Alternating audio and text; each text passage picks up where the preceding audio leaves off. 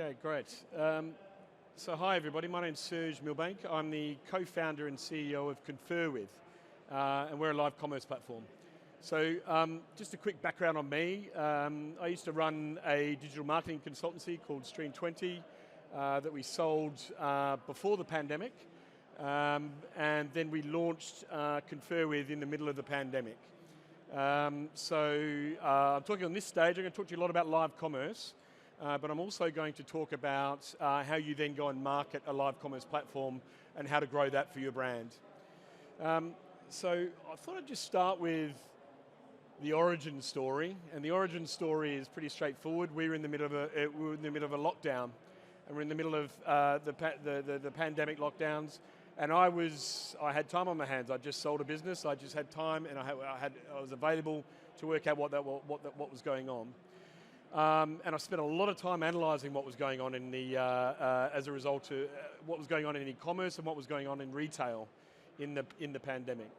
Now, the big stat that really grabbed us was sort of before the pandemic, e-commerce was 20% of all retail. So you had e-commerce and you had retail. It was an 80-20, it was 20 e-commerce. And that had been growing consistently and slowly since the 90s. Now what was interesting about the pandemic is that jumped to 35%.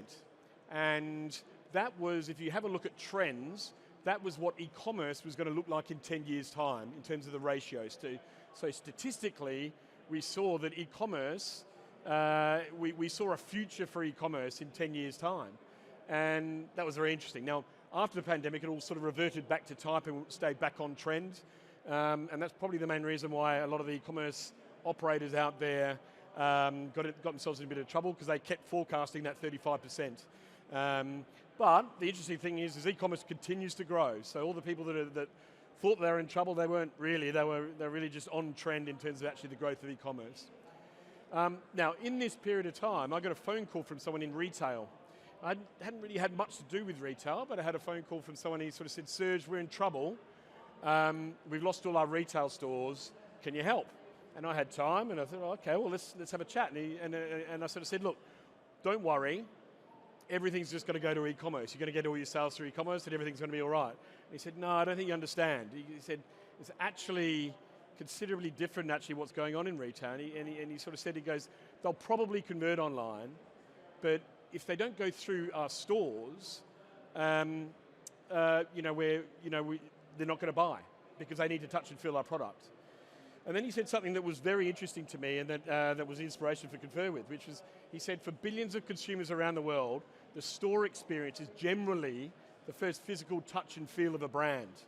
So your first experience of a brand often sits inside a store, and that's the power of retail.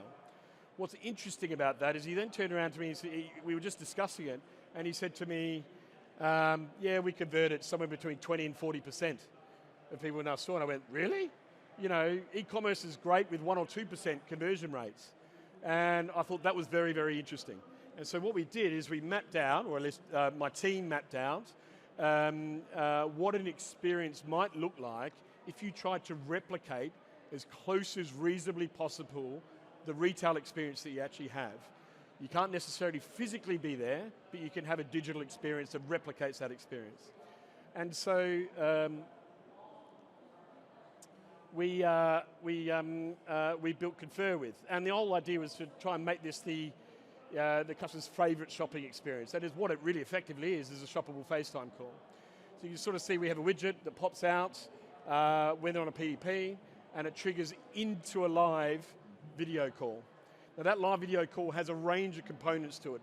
It's a one-to-one video call, so it's a one-to-one consultation, the same way that you might have inside a retail store. But we're connected to the e-commerce platform. So we have, in the case of M&S, we have access to 80,000 products. And you've got some stores with hundreds of thousands of products, some stores with hundreds of products. But when you're connected to the e-commerce platform, everything's shoppable. You have access to all the pricing, all the inventory levels, all the images, all the videos inside that video call.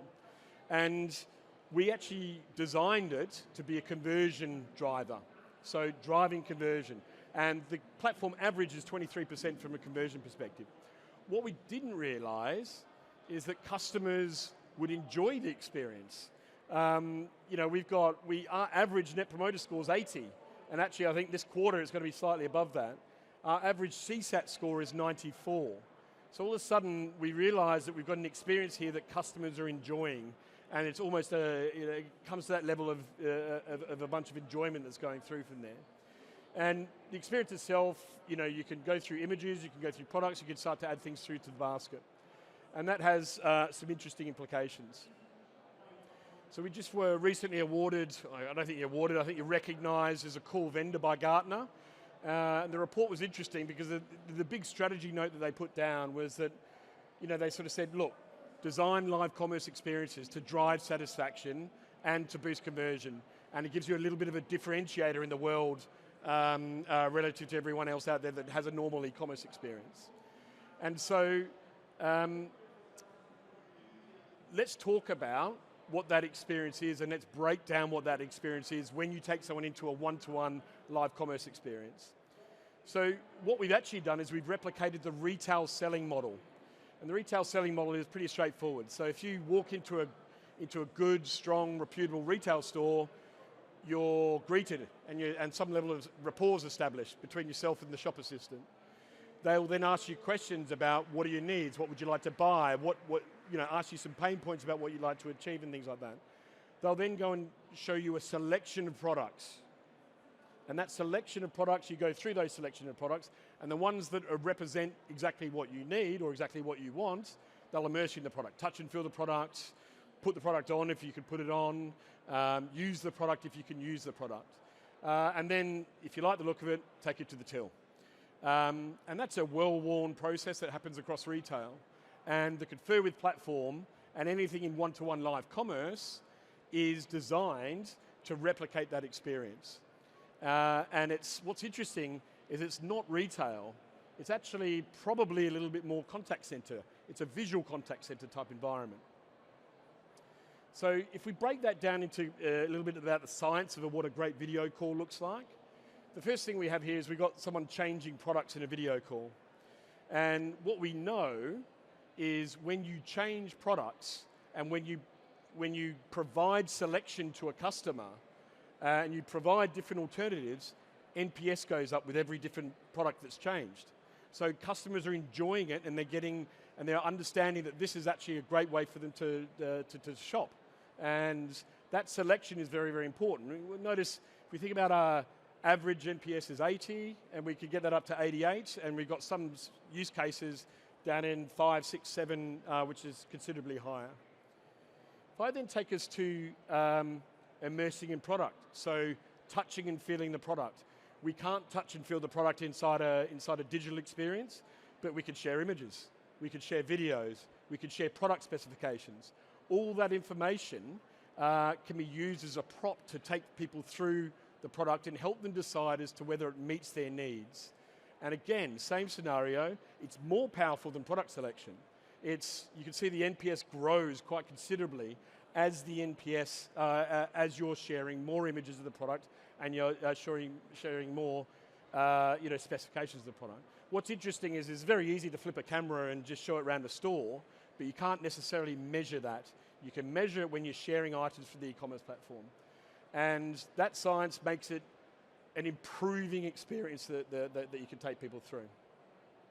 Just a quick case study on that. Emma Mattress in Germany. They're averaging a CSAT score of in the 90s, which is great. They have outsourced teams that do video calls. And those outsourced teams that do video calls, they're trained in that framework and in the framework that how it works and how you can actually improve conversion and improve customer satisfaction. And then you get feedback like this. I mean, this is translated, so it's not the exact grammar of what it was in German, but it's basically answered all my questions to satisfaction. Best online customer experience ever. Now, that's on one side I'm pitching the product, but the other side is actually, and we see this feedback all the time going, what a great experience. That was great, I understood it and everything like that. Why wouldn't you, as a retailer, like to use that to differentiate yourselves from everyone else? And when you do it, you get great conversion, great average order value, and everything that works through from there. Oops. Right, going back to the cool vendor guidance from Gartner. they're predicting that by 2026, live commerce adoption will be driven almost exclusively by one-to-one live commerce. There's a lot of live commerce in one-to-many at the moment. So we're specialists in the one-to-one space, and I thought that was a very interesting framework. But so then, therefore, if I put my marketing hat on, if this is something that should be done by most e-commerce retailers, how do you market this? And that's pretty important, is how do you go about making this work? And where we go there is actually, okay, well, we've kind of got 5 steps that might be a good sort of starting point to get yourself tested and everything like that. First of all is build a proposition, nail the experience, and I'm going to show you some great experiences. Then there's retail engagement, so you can actually start to port this across all your retail partners. You can advertising trigger it, and they're going to show you something in one-to-many, about one-to-many triggering one-to-one videos. So first things first is build a proposition. This is a brand, an Italian brand, Oway. They do skincare and they do hair care. And they built a whole proposition about it, sort of saying, hey, you can buy and you can go through an experience that you can demonstrate the product and you can understand the product and everything like that. And and they call it the immersive store. And that proposition is probably some of the better proposition work I've seen in promoting live commerce, to sort of say, actually, if you want to deal with our brand, this is what you can expect when you deal with our brand. So proposition tick. They then go forward and they nail the experience. So this is their visual studio. It's in Bologna in Italy. It's in a warehouse and there are fields next door to it. There's no retail environment here. They're doing this in a visual studio. You can sort of see here, that's all just part of their warehouse environment. And they're doing video calls. You can see that's Confer with there, but they've created this experience where they have different camera angles with play tables and all sorts of great stuff like that. They've got she's got buttons that she pushes and she lolls around and picks things out of the screen, etc. as well. So what that means is they're creating this experience that just rocks. It's an experience that if you're going for some skin consultation or you're going for a hair consultation, this is what matters. You know, this is an experience that is enjoyable for the customer. Now then, if you take that to advertising, they have all the different executions. They have executions in advertising, and we could trigger a live video call from an ad. So if we trigger a live video call, goes straight into a video call, and then inside that video call, then everything's shoppable. Now, what's interesting about that live video call is that you're going to get a 23% conversion rate from that live video call. So all of a sudden, your bid metrics and your bid metrics and the way that you might buy your advertising is fundamentally different. My history in online marketing, I'm forecasting and I'm planning my advertising based on a 1 or maybe even a 0.5% conversion rate. 23% conversion rate makes things significantly different, and you can create yourself an unfair advantage in all the bidding platforms. Now that's not to say that you're not going to have dropouts. We measure this as well. We measure how many people drop out, and there's roughly about 50% of people will go, oh, actually I don't want to do a video call, and they just go straight to the PDP. And that PDP in itself just goes through and converts it the normal way that it would normally convert. So all of a sudden you have a means by which to scale one-to-one live video commerce, and you can do that through advertising triggered video calls. And tucked in with a great proposition, nailing the experience, and then triggering from advertising, that's a game changer. If we talk about, then we've got an example here with Samsung. We work with Samsung inside John Lewis, and they do video calls on the John Lewis platform. And so they're doing video calls, and those video calls, they're putting things into a John Lewis basket, and people are buying on John Lewis. So it's a Samsung representative doing a video call there. They're also starting to do it in Hughes Electrical, which is a specialist electrical retailer, but they also do it direct as well.